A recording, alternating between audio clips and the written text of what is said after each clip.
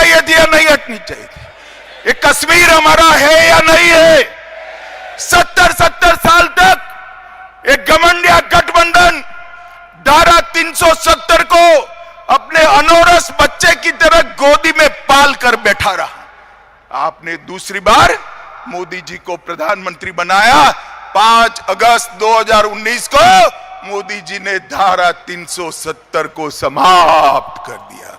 और जब मैं बिल लेकर पार्लियामेंट में खड़ा हुआ, ये राहुल बाबा, जानते हो ना राहुल बाबा को, वो कहते हैं मत हटाओ मत हटाओ।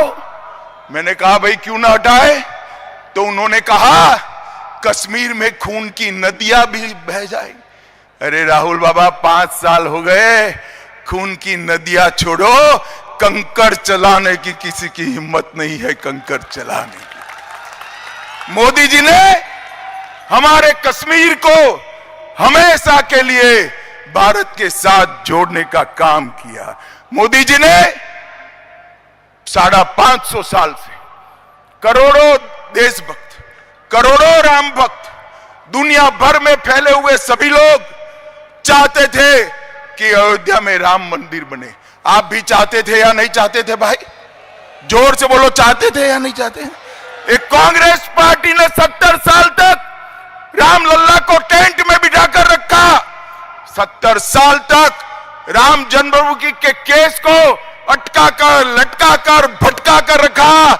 मोदी जी को दूसरी बार आपने प्रधानमंत्री बनाया, भूमि पूजन भी हो गया और प्राण प्रतिष्ठा हो गई, और आज रामलल्ला भव्य घर में विराजी।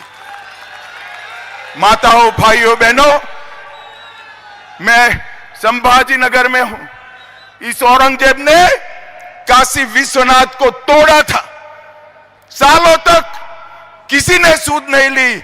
मोदी जी ने भव्य काशी विश्वनाथ का कॉरिडोर बनाकर इतने सालों से हुआ अपमान का बदला लेने का काम देश के नेता नरेंद्र भाई मोदी जी ने किया।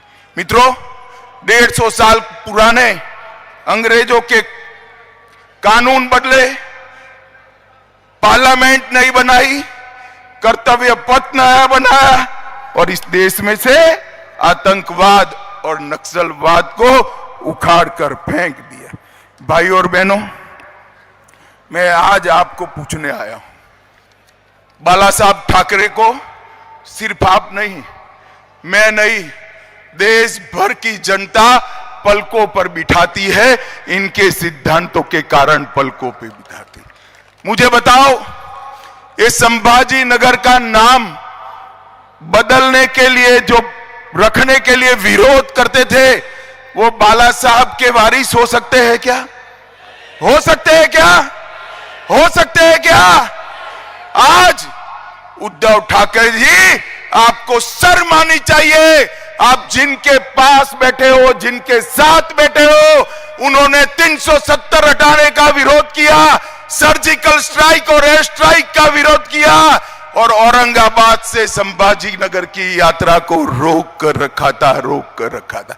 किस मुंह से आप महाराष्ट्र की जनता के सामने आएंगे? मित्रों, ये लोग सिद्धांतों की राजनीति नहीं करते हैं, देश की राजनीति नहीं करते हैं, ये लोग अपने परिवार की राजनीति करते हैं।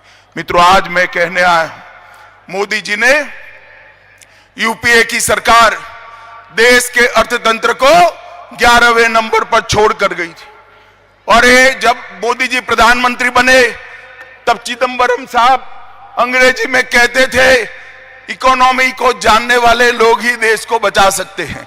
भाई ठीक है, मनमोहन सिंह जी और आप बड़े इकोनॉमिस्ट थे, मगर